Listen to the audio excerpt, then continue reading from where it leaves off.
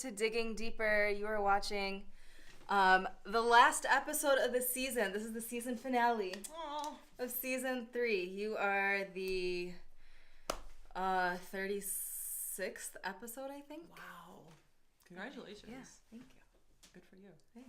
I'm happy that you're here. Thank you so much. Welcome, everyone. Yeah, I'm so happy that this worked out because we had to reschedule you because you were sick. Yeah, I had a party and I lost my voice because I was talking to too many people and the music was loud and I was like, I love everybody. Hello. And then it was just the next gone. Day was your interview and I was like, just gone. I can't talk.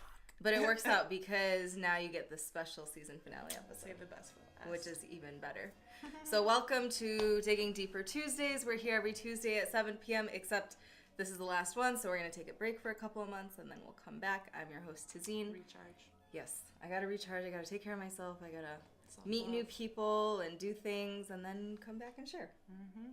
So today's episode, we are talking about radical self-love. Yes, ma'am. Battling body image. And our guest today is Lena. Hi, everybody. And before we start, how do you pronounce your last name? So my name's Lena Harbali. Harbali. Yep, Harbali. Before we start and get into the topic, could you tell us a little bit about, welcome everyone who's here, could you tell us a little bit about who you are, what's your expression? Right. So, hi, like I said, my name is Lena Harbali, and I'm a fashion designer. That is kind of like something that I put under the umbrella of artist. Like, I'm just an artist. I paint, I draw, I create my own textiles. I just express myself in any way I can. It's okay. It's my phone. And the way that I express myself, I think it started when I was really young and I just couldn't express myself with words. So I did a lot of drawing, and then when it started out, I was like messing around with my mom's scarves. Like I would tie them on myself. And I was really, really young, like 5 years old. Yeah. And I would pretend to be like a goddess or a princess or a rock star or something like that. And it was kind of like becoming another person. So I express myself in so many different ways. Like I act, I sing and make music and all these things. And what? Yeah, you didn't know that. I didn't know that about you. Didn't know that about me. But like my career is fashion design, and it's all about making people feel beautiful and empowering them. And it's mostly centered around women, but it's everybody. Yeah. Because I believe everybody deserves that. Yeah. So my expression is putting good things out into the world, just making beautiful things for the sake of beauty. Yeah. Because sometimes art doesn't need like a purpose. Yeah. And then using my art for good, because if I'm gonna make it, like, might as well make it for good. Yeah. So that's go all out with that. Yeah. Well, in honor of you being here, I put a full face of makeup on. And it's gorgeous. And I was just half a face of makeup. It looks beautiful. Thank you. I was really into blue. I was like, how can I incorporate blue and pink in my face? And you just put blue and pink on. And I just put blue and pink on my face. That's you what just I did. Wear whatever the hell you want to wear. That's what I did. Just That's blue my rules. And pink. That's all I did. Welcome, everyone. Hi, Jenny and John and Selma. So, you knew from a very young age that you were creative and you were artsy and you were doing all these things like tying these scarves together and whatnot. Mm-hmm. At what point in your life did you feel like this is something I'm actually going to pursue? Right. Like as a career. Yeah, as a career. I can remember distinctly being in 3rd grade, and they always ask you like, what do you want to be when you grow up? And I still like, so I live with a bunch of artists now in this collective, and like these women are like 65, and I'm always like, I want to be like you when I grow up, because we don't actually like ever grow up. Yeah. But that's the fun part about being an artist, right? You can always change like who you are, like as an artist, I'm always growing and evolving. Yeah. So, but back then, I remember I distinctly saying like these 3 things, and I always had like a million ideas. Yeah. And I still, to this day, have a million ideas, but I was like, I want to be an artist, a writer, and a teacher. Really? And, like, to this day, that's, like, kind of what I am, because I am an artist. Fully and completely, that's who I am. I'm an artist. And then, in the sense of that I'm constantly expressing myself. Right. I write, like, I have a blog, I journal, I write lyrics, and then I also, it's really a huge part of me to, like, share my knowledge. Like, I'm a big sister, and like I've always like passed on my knowledge to my younger siblings, and like now I'm teaching sewing lessons. Really? Yeah. It's really exciting to me, the fact that I went from I knew how to sew like when I was younger, like I learned the basics, and then I went from learning how to sew, not knowing how to draft a clothing pattern. Now I completely taught myself how to draft a sewing pattern, and now I can take that knowledge and give it to other people and see their excitement when they like blossom and they learn how to do things for themselves. Yeah. So I always knew that I was gonna be this, but I think the beauty of being an artist is that you can just allow yourself to blossom in whatever way you will. Like I think, and I'm very, like we were just talking about this earlier, like I'm very spiritual, so when you like listen to your inside, you know, just listen to where you're supposed to go, and I think you just kind of gravitate towards things. And I just ended up gravitating towards fabric and textiles and color and print, and using that in a way to express myself. So I think I always knew. And when you know, you kind of just go for it, and like things just kind of unfold. That's having that intuition too, because it's having intuition, it's being deeply introspective, because you're constantly, not only do you have to be aware of what's around you, but being self-aware and aware of what you're feeling and how something is making you feel, whether something is helping you or harming you. And I think that's so important. Savanti said, Tazeen, makeup, thank you. And I think those skills are so important. Artists tend to be very introspective individuals because we're constantly very sensitive and very to sensitive. Vibes Exactly. And, because things are always affecting us. What was it about? Because personally as an artist, there's different things that each person gravitates to. What is it about fabrics and textiles that just drew you? It's definitely, because you play with a lot of different fabrics and a lot of different textures. Yeah, I made this, and I have on a leather bag, which I love.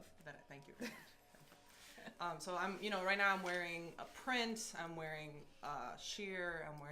I love like stretchy cotton knit fabrics. And I think that's a tough question. I think it's really because I'm going to go back to what you said earlier about how things make you feel. It's a feeling I get when I see a really just like flowy, dramatic skirt walk down the runway that I made. And it opens up and there's like all these different colors and people are just like, wow. Like, it's a feeling I get when I wear something that I made and it has like this crazy color. Or it's like, okay, for example, one of my favorite outfits to dance in is a jumpsuit about the color of your eyeshadow. Okay. It's like velvet, skin tight, and I dance my ass off in that. Excuse my French. So when I go out amazing. And I'm wearing something that just like draws people's attention and it makes me feel amazing, and how it feels on my skin, that's that word again, feel. It's how you feel when you look at it. Like when I look at this piece right here, I don't know if you can see it behind me, like it's golden and the sparkle just makes me happy. Like the flow of a big ball gown, the pattern, like when you have to like look closely at it and like try to like decipher. It's all about how I feel when I'm around fabrics. And it's really hard for me to shop for fabric online. I do that because my customers have a very specific taste and I want to get them fabric from all over the world.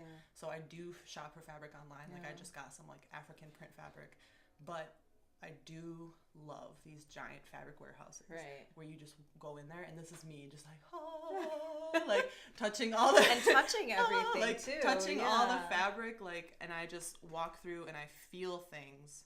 And I gauge how I react to it. Like, how would I feel wearing this on my skin? And it just gets me so excited. So honestly, like, I am a fashion designer. I would like to expand and like curate my own selection of fabrics, which I have kind of started at the Detroit Fiber Works. You have to check it out. Illinois. Check it out. I have all sorts of gorgeous beaded fabric that's like on display right now. It's a collection of like 10 pieces of fabric that would be for like bridal special events, and I just want to buy so much more fabric and just have like a whole fabric shop. But yeah, it just Lena's makes me so excited. shop. Yeah, for sure. Like fabric and gowns. Wow. Or just fabric and clothes. Everything. How do you choose? What's the process of you making something? Not just like commission work, but pieces that you do that you're just inspired to do. What does that process look like? So the inside of my house looks like, okay, so you know how like those memes with like the criminal shows, how there's like a bunch of papers everywhere and there's like red lines everywhere? That's like the inside of my house. There's like sketches everywhere. I'm constantly sketching, constantly. Yeah. And I'll get a piece of paper and I'll put a grid and do like these little, I tell my students all the time, like little crappy, terrible sketches. Like you can't make sense of it. But I've allowed myself to like go with the feeling, there it goes again, go with the feeling of this outfit. How do I want to feel when I'm wearing it? Or how do I want my client or the model even, like how do I want them to feel walking down the runway?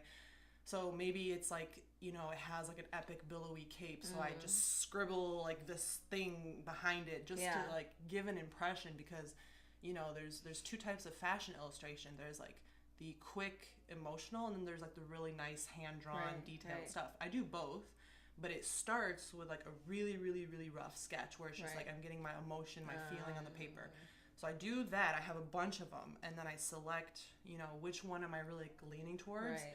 And then I have to look at it and think, like, how is this going to actually be constructed? Because I'm, not only am I like an expressive artist, but I also have to be very technical. It's like mathematical engineering almost, because you're taking a piece of fabric and you're molding it around a person in a way that's going to look like what you just scribbled on the paper. So I look at the sketch and then I figure out like how am I going to construct it, and I'll draw like a really detailed illustration where I'm like really figuring out how I'm putting it together, like put like some basic colors on it, but then really it comes down to the fabric. I'll take that sketch, like if this is just something like for me and I don't have to deal with the client, like if it's for a client, I'll like be shopping for fabric with them. And there's like a back and forth. And there's a back and forth. But when it's me, I'm just like, I go to the store and I'm just following my inspiration, following my heart, really, how cliche that sounds. But I'm just like touching the fabrics. I like, drape it over my hand to see how it falls. That's important. It's really important, because if you're trying to make a really flowy garment, you don't want to buy some fabric that's like really stiff. So, I'm like touching everything. I pick out my fabrics, and of course I know like how much I need roughly. I buy a little bit extra just in case, and just to have for later. And then I will use my measurements actually with a measuring tape, and I'll make a flat sewing pattern, which is like essentially a kind of like an engineering kind of flat pattern, like think of an architectural pattern of how to put things together.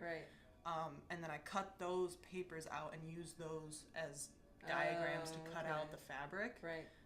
And then I'll sew it all together. And oftentimes, if I have time for this extra step, I'll make like a fake one out of like fabric that I don't really care about first, like to test it out.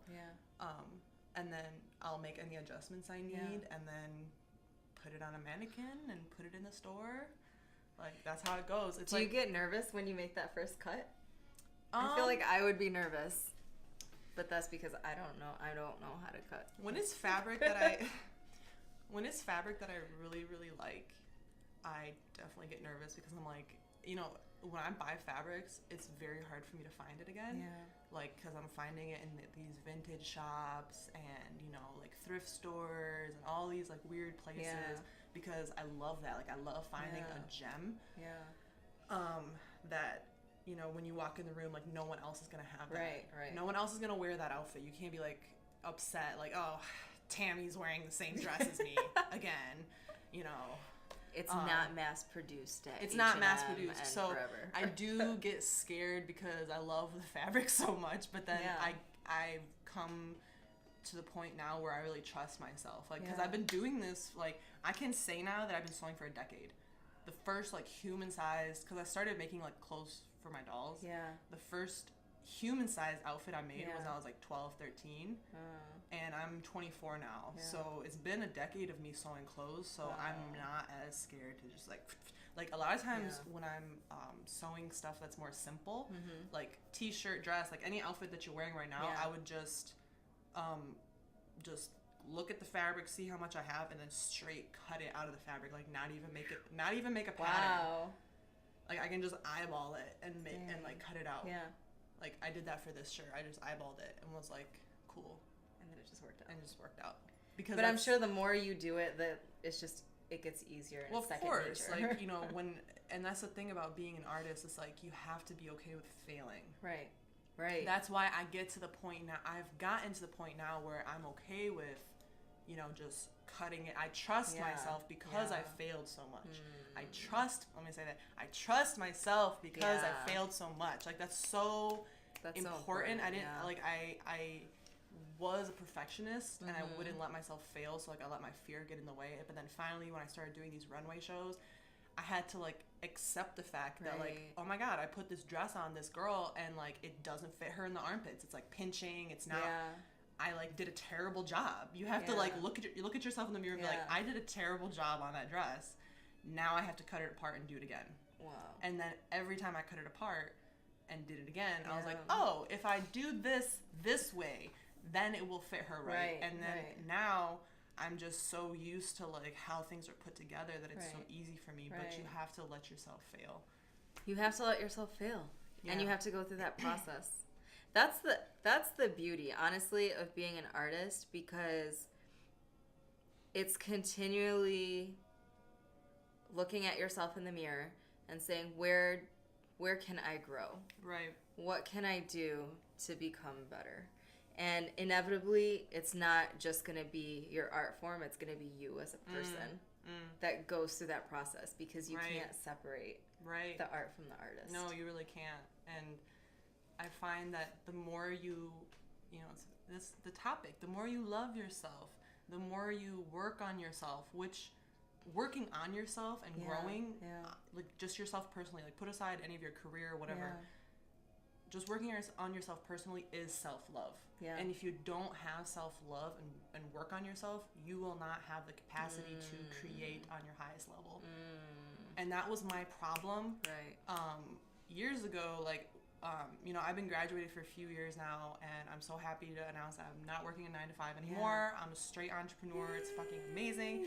And the me that I was in college, like I literally was taking like 19 credit hours, working full time, like 30, 35 hours, and I was doing these runway shows. I was making everything, like a whole collection for these runway shows, all by myself, and also like hanging out with friends. So there was never me time, you know. I was like so focused on producing results, like go, that I realized I'm cramping my own style. I'm cramping my own creativity because like the vibe that you have when you're creating something goes into that piece. Right. Like, it does. Yeah. Like when I look at my collections through the years, I'm like, wow, I was really messed up at this year. Like this year I was really messed up. Why? Because X, Y, and Z. Like you sense and then, you know, like when I'm making something for a client, I'm really like focusing my energy and just like, they're gonna like feel amazing in this. They're really gonna like whatever. Like if it's their wedding, they're gonna be like the most beautiful bride, whatever. Like, and I'm making it and putting that vibe into it. And if you are not centered in your energy, then you can't put your best art into the universe. So it's like really, really important to work on yourself and grow as a person. My mind is going in so many directions, as it always is, because I'm thinking of the experiment that took place where the scientist had water and he said positive words to the water. And when he looked at it under a microscope, the crystallization within the water molecules were these really beautiful, intricate patterns. And when he said negative words to the water, they were really jagged. Are you serious? Yeah. And they were words like love, hope, joy, and then it wasn't like a full sentence. It wasn't a full sentence. Just like barking words. It was just words, straight words. Wow. It was straight words, and each one looked slightly different. And so I'm thinking of the impact. I want to like say good words to this water. Yeah, I mean, saying good words to you know, the fabric to the music to the instrument to the people that you're with to even when you're cooking. Like, there's so many things that we do where our energy and our words could have such an impact on a molecular level. This is a tangent, but this is like goes back to the water. Yeah. There's an art piece that I did. It's like a big digital. It's a big digital poster that I had read an article and it inspired this piece where I saw that they were looking at tears under the microscope and tears of joy versus tears of anger and pain. So that really hit me that I'm like, wow, like our emotions are actually ingrained in us on a chemical level to the point where like, you know, like what I'm like, people tell me I should be a psychologist because I get so deep into this. I'm like, what causes emotions? Thoughts cause emotions. Because I could be sitting here thinking like, you know, I'm a terrible person, I'm this, I'm that, and I could just start crying, and and they're gonna take that and look at under the microscope, and that microscope is gonna tell me you are messed up on the inside because of your thoughts. So my art piece, I took those images of the tears over a microscope and the negative ones, and I laid it over a picture of a girl who was like curled up that I had drawn, and it was like, you know, fear. It was titled Fear. But you know, that just told me that like when you regulate your thoughts, your self-talk really, you know, whatever your spiritual practice, whatever, you know, you sit and like personally I meditate and I do like positive affirmations. Just breathe, you're taking in the energy and you're taking in positive like self-talk and just say like, I am worthy, I am beautiful.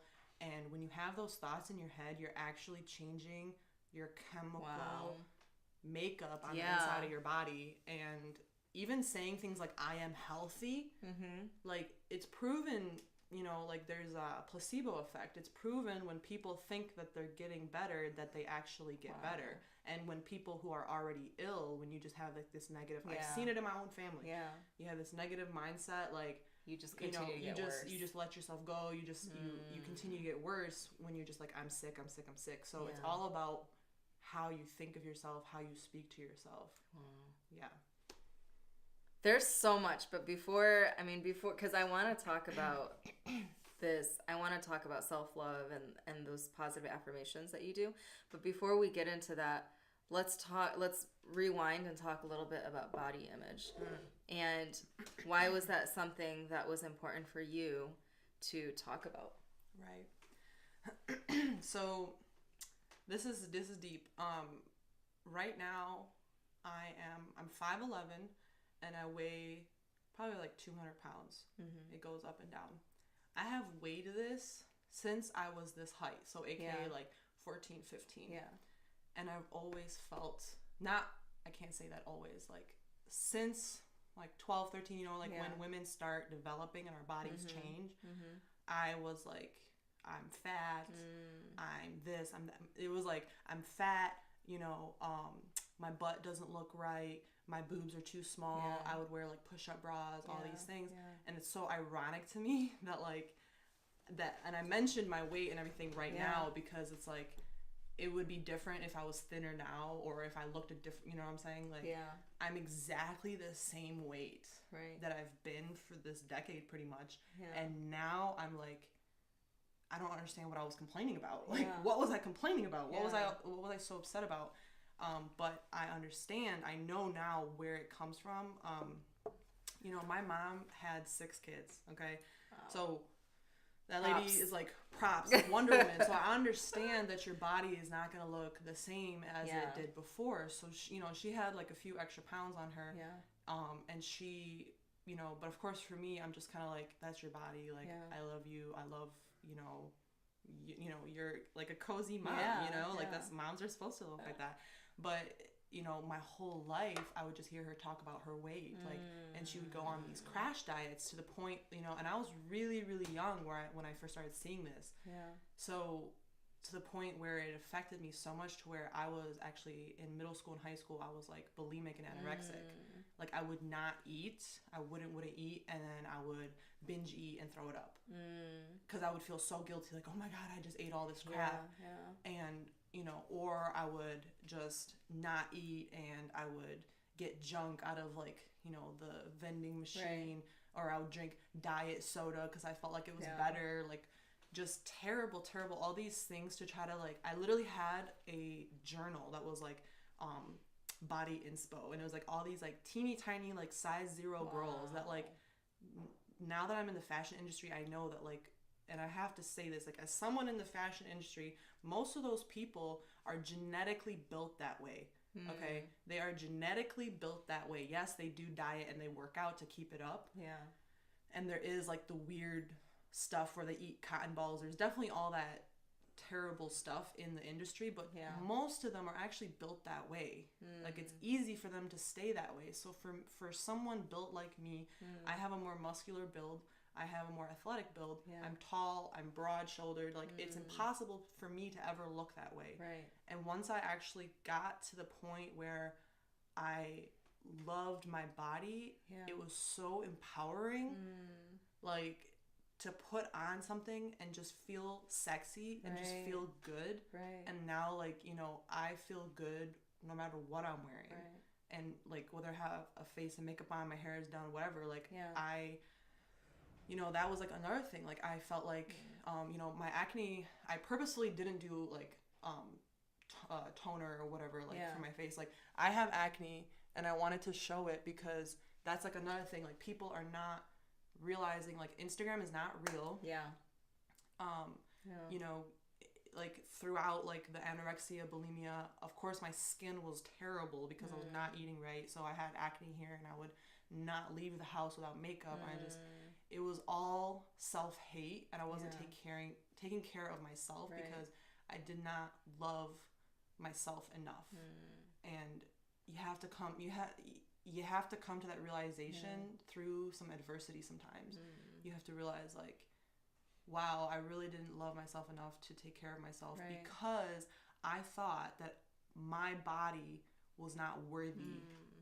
Like if I had a thin body, like this was me. I'm like, when I have a thin body, then I'm gonna like take care of myself and work out and eat good and all these things. But it doesn't work that way. You have to like transform your lifestyle.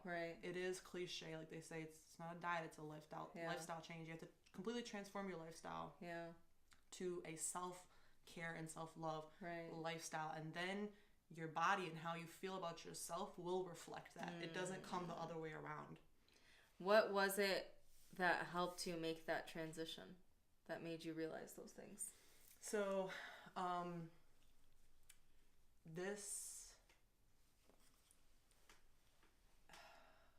I think recently there was like a big experience in my life that really made me appreciate my body more than I had previous. But I think definitely part of, you know, being in the fashion industry, like I said, my first runway show was 2013. It was my second year of college, and I started going to these runway shows. Like it was almost every month I had a runway show, and I'd be backstage seeing these models run around, like you know, and they all had, you know, acne, stretch marks. They had body image issues where like they'd be putting something on and be like, oh, hey kitty, this is my cat, are you allergic? No, I have a cat too. And they'd be putting something on and be like, oh, you know, like they have like this tiny little tummy and they're saying something about it. And I realized like, wow, we're all the same. Like we're literally all the same. We all feel this way. And it's funny because people would ask me like, does being around like all these models like ever like take a hit to your self-esteem, like being around all these beautiful people? And I'm like, actually no, it made my self-esteem higher because I was like, if these women can, you know, because, you know, like for example, like I wanted to have a body type like Taylor Swift, like people, you know, I guess know what her body type looked like, very slim. Those same women, I was around them and they'd be saying things like, oh, like I wish I had like curvy thighs like you.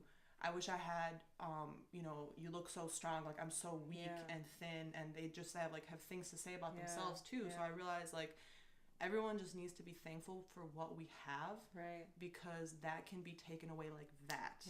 And I never I feel like I'm cheating on my cat right now. She's making a debut, y'all. She's like, she I have a black cat, so my black cat is gonna be like, whose white fur? Whose white fur is this? So, I think it's interesting what you're saying because it's true. It doesn't matter. Like, it might be someone who we perceive as that's the ideal body or ideal body type or the ideal skin or the ideal whatever it is. And that person themselves will have another ideal. Exactly. Like, I could go on and on about this, like, but what, as far as like ideals and stuff, because I experienced like so much of that on my dad's side of the family, which is Syrian. So in the history of Syria, like they were colonized, so they have this like French ideology of like fairness. So growing up, I always wanted to be blonde and blue-eyed because like all my siblings look differently. Like the youngest one is blonde and blue-eyed, and they were just like, oh my God, she's so gorgeous. Oh my God, it's too bad that you have dark eyes, Lena. Like literally like that. So I just see it in every community. But back to like, accepting what you have. Like I never, truly accepted or celebrated what I had, like my athletic, strong body before I got sick. So 2 years ago, I got diagnosed with a genetic kidney condition. Like it was obviously like already in me, but it triggered, and I had like symptoms, and I kept going to the hospital over and over, and they would pump me full of antibiotics, like really strong antibiotics, and it was kind of like chemo. Like I was losing my hair and was super, super weak and just like sleeping all the time, like could not keep food in me. So when you go from, and prior to that, I was like working out, traveling, doing all these things. When you face your mortality, when you face your humanity, and like the fragility of everything, like you realize, because during that time, like I'm fine now, thankfully, but during that time, like my kidneys shut down to the point where like I couldn't pee. My blood was not filtering. Like I was yellow because my blood was not circulating. And it was like, you realize like the miracle of the human body. Like there are things, and there are these little gushy things inside of your body that are like making you work. And there's like this weird looking thing in your skull that's like making you who you are. And like once you like, because even to the point where like, because my blood was not filtering right, like I now need glasses. And like the fact that I have had 20/20 vision my whole life, and like all these, you just, once you hit some type of adversity, that's what I was talking about earlier, about you hit some type of adversity and then you recognize what you had. And thank God that I had to go through a whole lifestyle change. Watch the water, kitty. But I had to go through a whole lifestyle change of, I became like fully vegan. I can eat whatever I want now, but I had to go through like a whole cleanse kind of to reduce all the inflammation. And now like my kidneys are fine, and I'm functioning as if I don't have this disease. But now I'm so like thankful, and I'm doing things that with my body that I have always wanted to do, but I was too like either ashamed of my body or just shy or whatever. Like I've always loved to dance, and I didn't dance enough. Like so now I'm dancing more. Like, hey, I was in the hospital in a bed with IVs in my arm. I could not dance. I'm gonna dance now. And I do martial arts. Like wow, like I was really weak. I know that I have a strong body. It's back now. My strength is back now. I'm gonna go out and like do martial arts. Like so just appreciate like what your body can do. Like that actual word, like what can your body do? Like your brain creates music. Like that's so freaking amazing. Like your eyes see things, and your body like can hug people and like has a presence. And it's just focus on that, and it's like it really makes you feel like a magical being, because you are. That is a very magical way of looking at one's physical self. And to me, it's like, what is that? How is the physical self a reflection of the soul within? And I think that You're right. I mean, we as human beings, like, we're so resilient and we're able to adapt to change and we're able to do so many things and feel so many things. So why wouldn't this physical body be able to do so many different things as well? Right. It makes complete sense. And I mean, people, like, I look at, when people work out or do yoga or like you start something, or for me, like, I just started running again. I used to run a lot. Thank you. I used to run a lot like 5-6 years ago when I was much thinner than I am now. And it's been a struggle because I feel like for gaining weight was really difficult because I was like, I know what I look like. I know what my body was able to do. You have this idea of what you're supposed to look like. Exactly. Right. And I think now going back to it, I just want to appreciate the fact that I can do a little bit, even if I'm huffing and puffing. Right. Like, the body is resilient. It's able to go back and forth between different things. Like, you can... It doesn't mean that I'm weak or I'm not strong because I can't do an entire mile just running without taking a break. But it's hard I think sometimes it's just really hard when you see other people, especially with like social media and whatnot.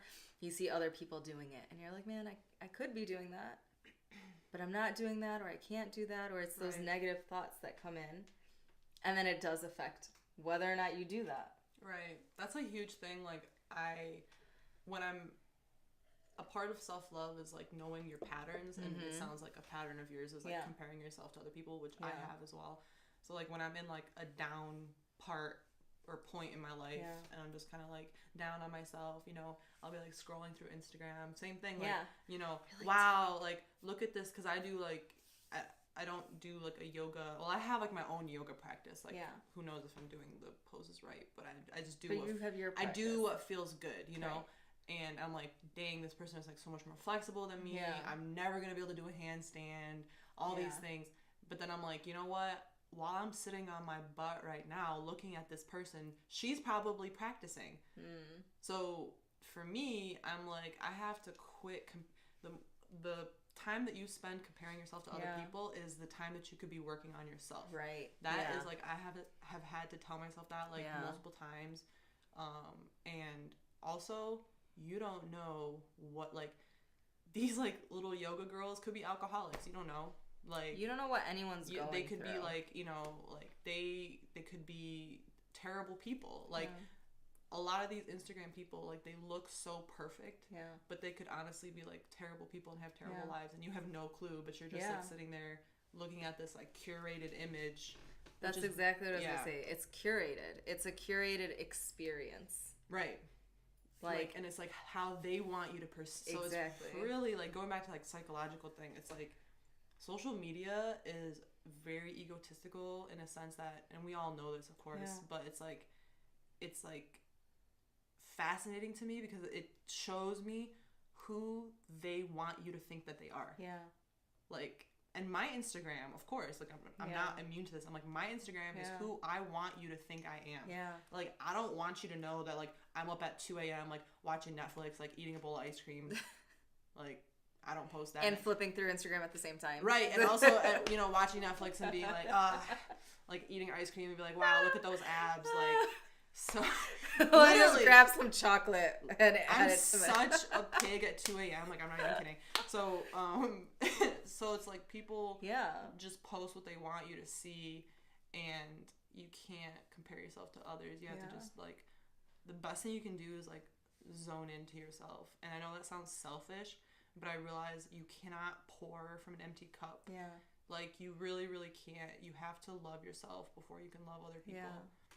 And that's really what I've been focused on these past couple years. Like I said, I got sick 2 years ago.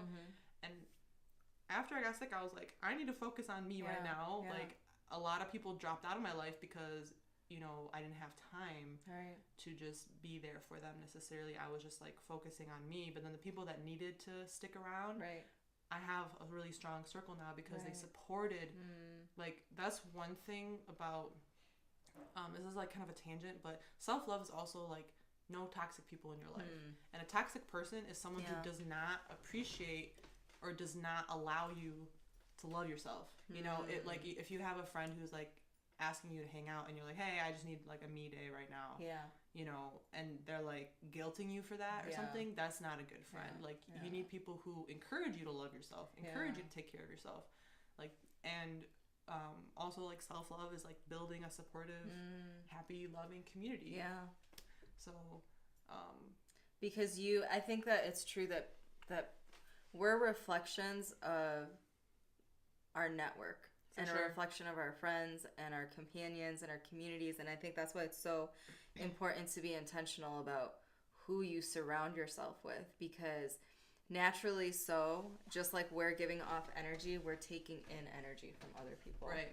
And if someone's extremely negative, we're going to see that seeping in.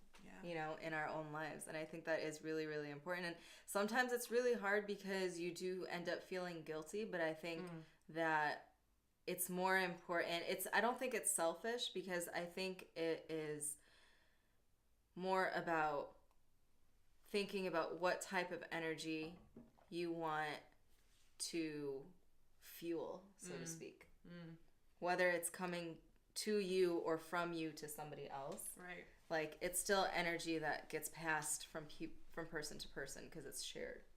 Exactly. Like, you know, if you were to hang out with someone who is super negative and super down on themselves, you are going to take that energy and disperse it to everyone else that you hang out with that day. Because, you know... And perhaps to your water. Exactly. To your water, your drink is going to be super messed up sitting there talking to that person. Like... They're going to be saying all these negative things. Love, joy. Right, yeah. Like, so you need people who are, you know, sending out good vibes, and it kind of, like, recharges you to go send out good vibes to other people. Yeah. Yeah. What are some things, well, even before we go into that, what exactly do you understand of radical self-love? Like, what is radical self-love? Because we're talking about self-love, we're talking about taking care of ourselves and whatnot, but... what's so radical about it? Right. So the radical part is you have to go to the extreme when it comes to loving yourself. And when I say loving yourself and accepting yourself, I don't mean that you're just looking over all the parts of yourself that need to be fixed and improved on. And fixed is kind of not the right word, but, you know, like improved on, you know, definitely we all have tendencies and habits that we need to work on.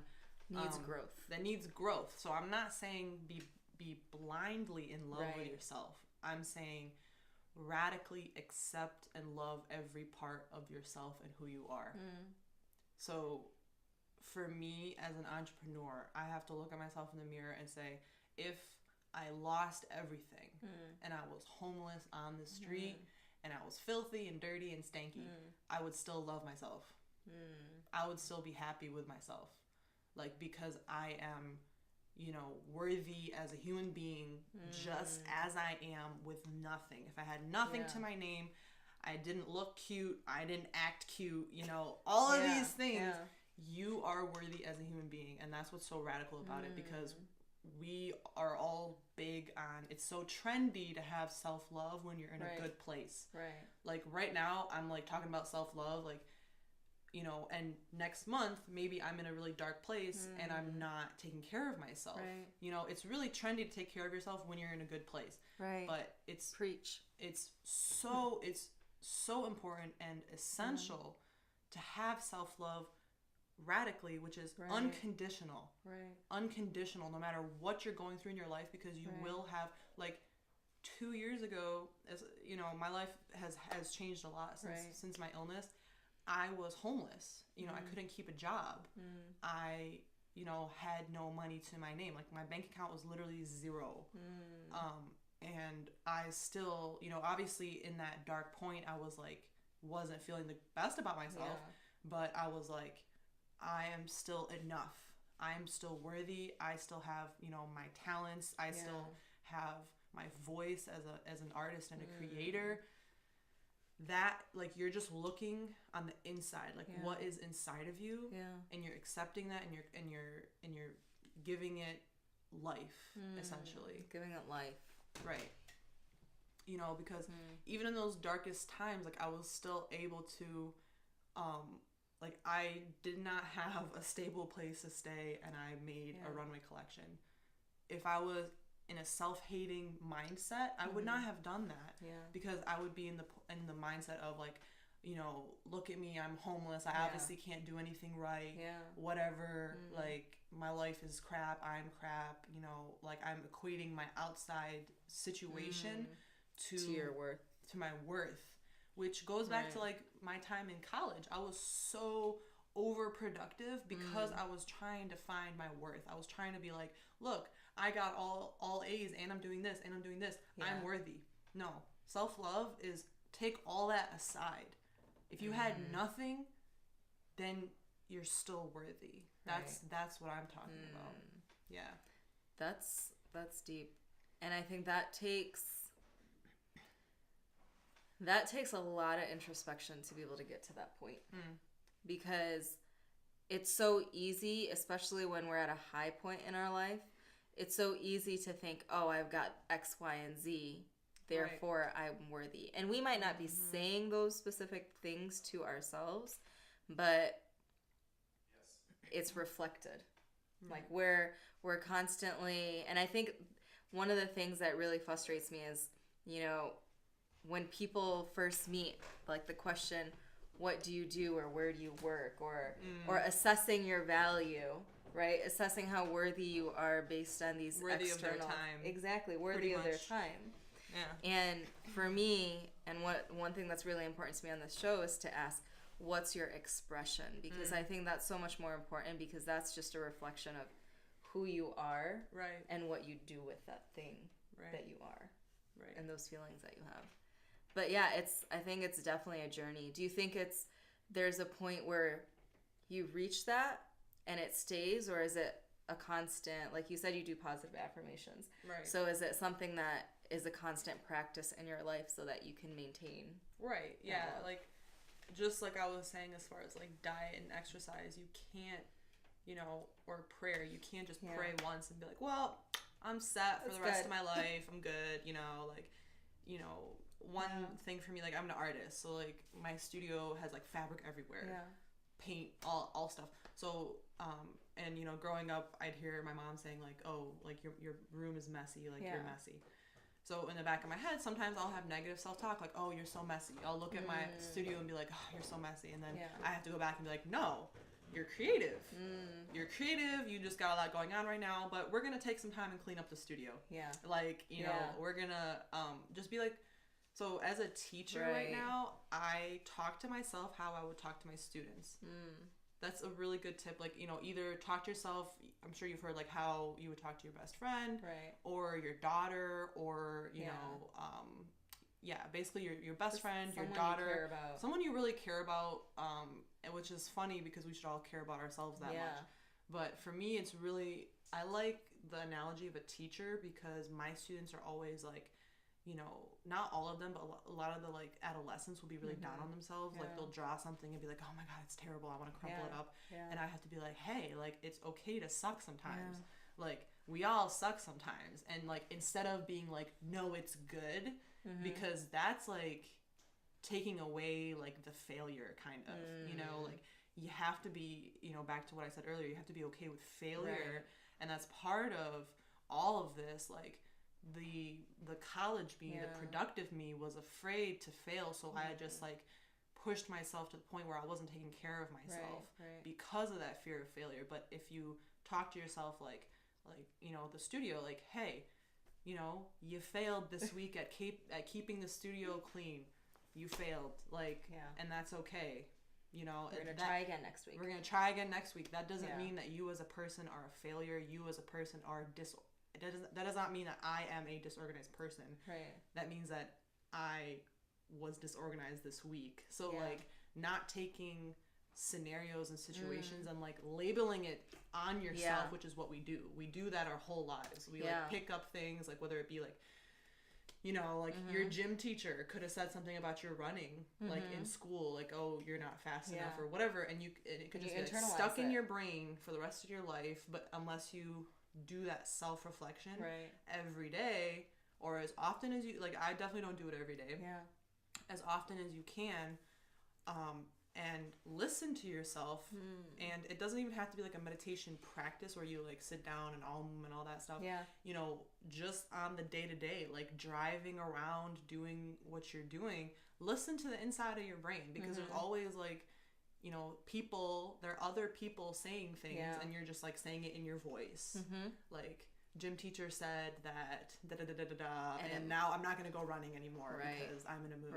But you don't know why you're in a mood because you weren't listening to your head. So it's constant listening, reflecting to yourself. How are these thoughts making me feel? And then you're spitting them back out in a positive way and taking it and using it for action in your life. That's incredible.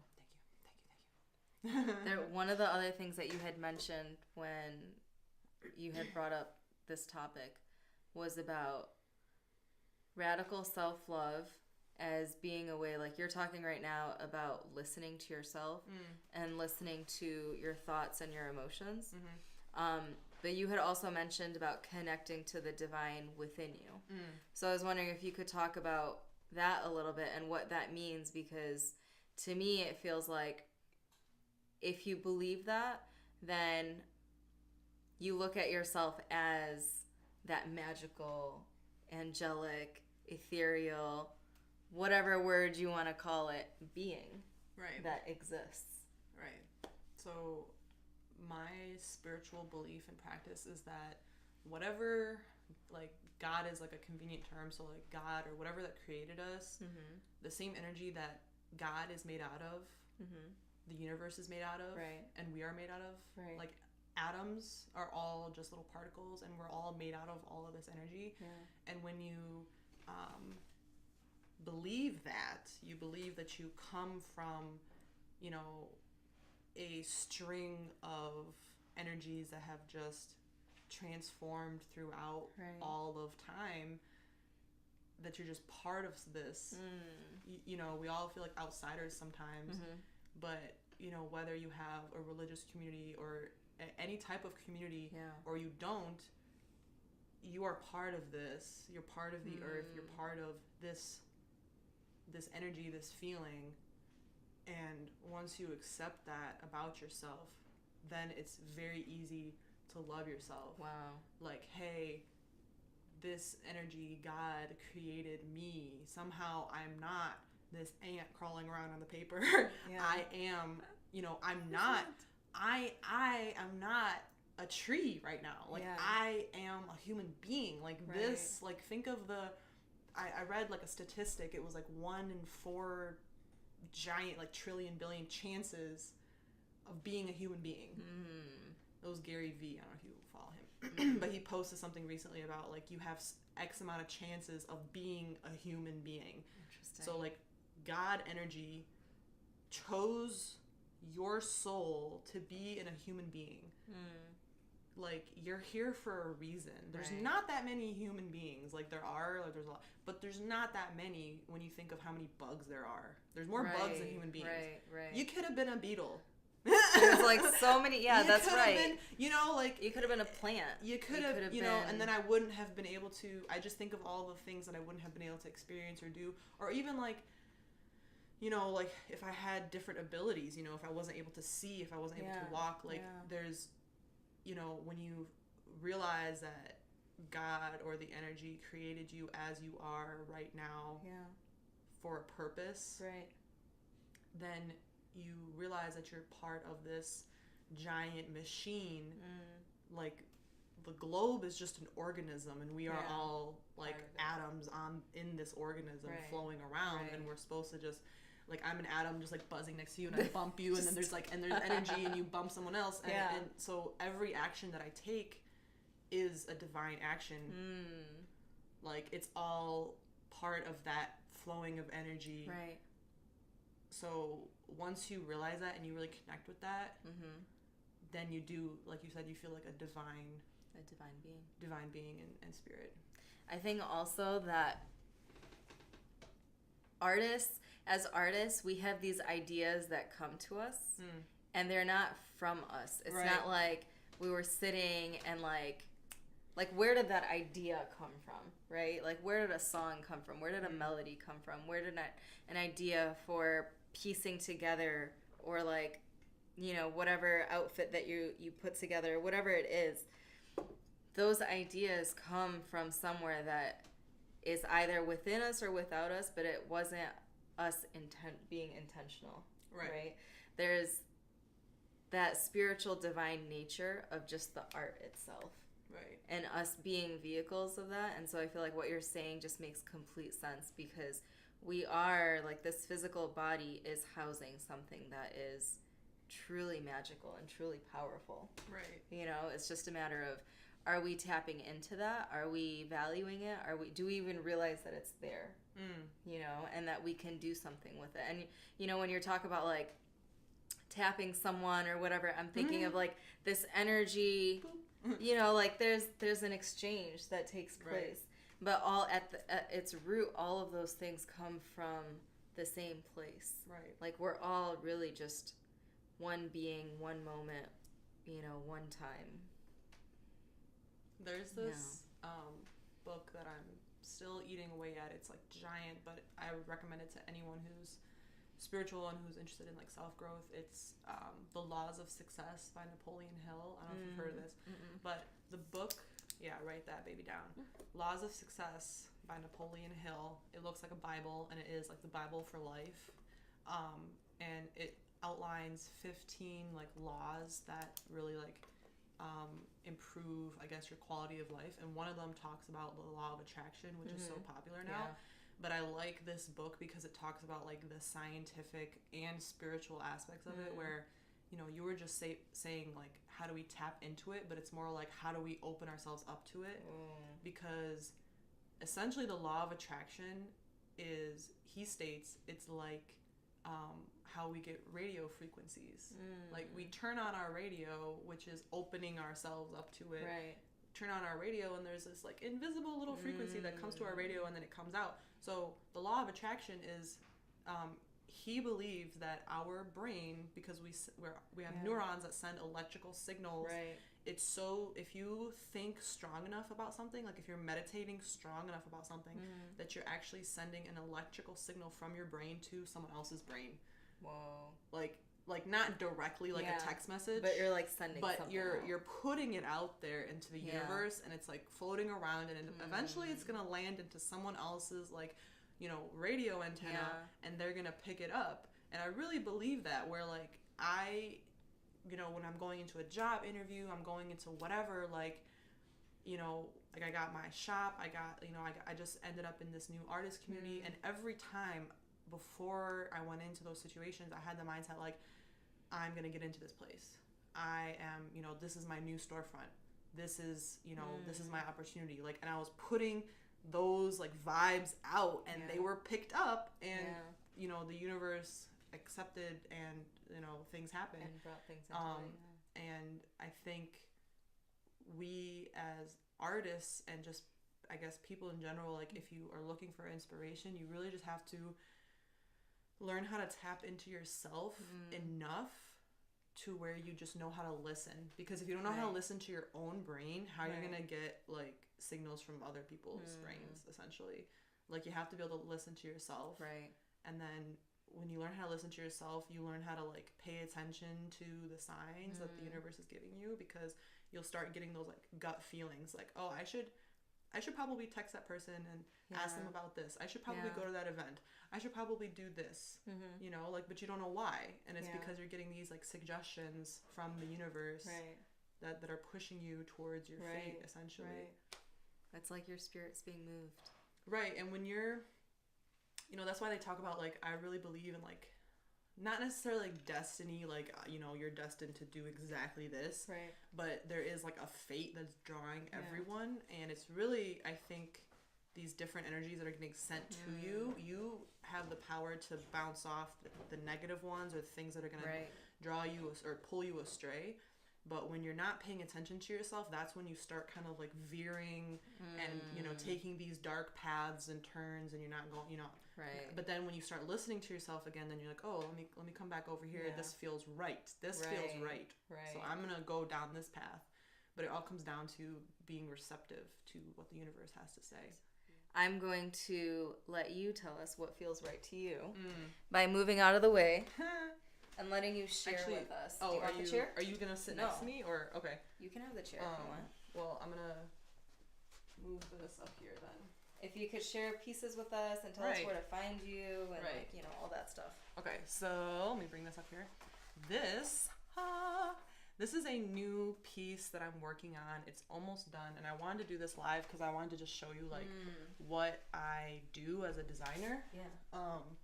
So this piece is the start of a collection that's called the Rockstar Collection, which essentially I went deep inside myself and I was like, what would I be if I wasn't a fashion designer? And I totally, like, in another life would be a rock star.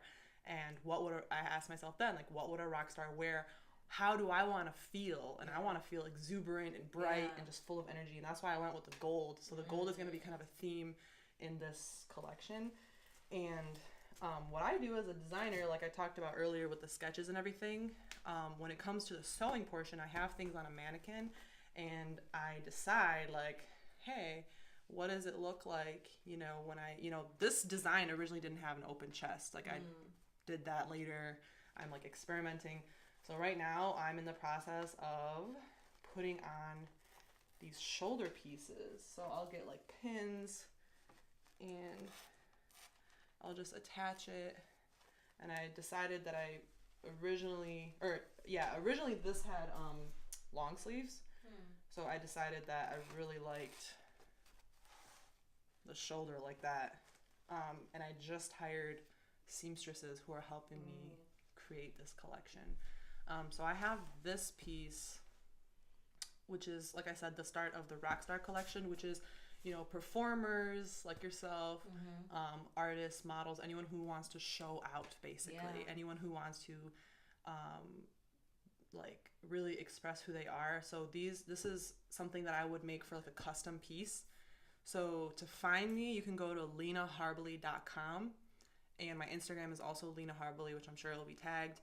And then I am at the Detroit Fiberworks. You can schedule a consultation with me beforehand by going to my website, lenaharbali.com, and go to custom pieces, or the link on the top says custom pieces, and then you can fill out that form, and then we can meet at the Detroit Fiberworks, which is on Livernois in Detroit. And then I'll measure you, we can pick out fabric, and I can make sketches for you, and that's how you get a custom piece. So this is like the really out there collection right now. That's gorgeous. And that's going to be, thank you so much, that's going to be on the runway pretty soon. I still got to figure out what runway I want to put them on, but it's going to be like a showpiece, definitely. And I'm going to do a lot of editorial fashion shoots. Is this a jumpsuit? It is. Okay. Yeah, it's a full jumpsuit. It's made out of velvet and leather and African print fabric. That's gorgeous. And then, I'll put that down there. I have this is another example of something that a performer would wear. This is a two-piece. I have the pants pinned up right now, but it has kind of like a vest with a hood, and I actually designed this fabric myself. So if you have a taste for fabric that is not on the market, I can make your own fabric for you. So no one is gonna have that fabric. So this is something that someone would wear, like, to model in, to go to like an art event, or to perform in. And like, for example, I made a jumpsuit kind of similar to this gold one for Mahogany Jones for Black Women Rock, and that was really, really awesome, and I enjoyed that. So I enjoy making the wild pieces, because that's kind of like the two sides my personality is. I have like super glam, like out there, and then I have like the low-key chill. So the low-key chill, I love classic pieces with like a little twist. So maxi dresses are super cozy to me. This one's a ribbed knit, so it's like really stretchy, and then I do a lot of recycling. So these are some yoga pants. So it's like extra long sleeves that we can like squish up. And it's really soft and stretchy, but then it has like a pop of print, which really makes me happy because I love print. So these pieces are on sale at the Detroit Fiberworks. They go on sale there first, and then they end up on my website. But these pieces are also one of a kind. There's no other piece like this, and you can get it straight off the rack, or you can order something cozy like this and I can make it custom. So this is a maxi dress that I really like. And then the last piece is another like cozy, casual athleisure kind of thing. This is a hoodie, and I really like it because it has double pockets. Like, I like that design a lot. And I actually hand dyed this fabric. This was like a different color, and I dyed it, and I dyed this. It has these like really cool pleated sleeves. And also this is on sale at the Detroit Fiberworks. So one more thing. So yeah, I do the custom pieces. I do the pieces that come off the rack at the Detroit Fiberworks and on my website. I also do sewing lessons.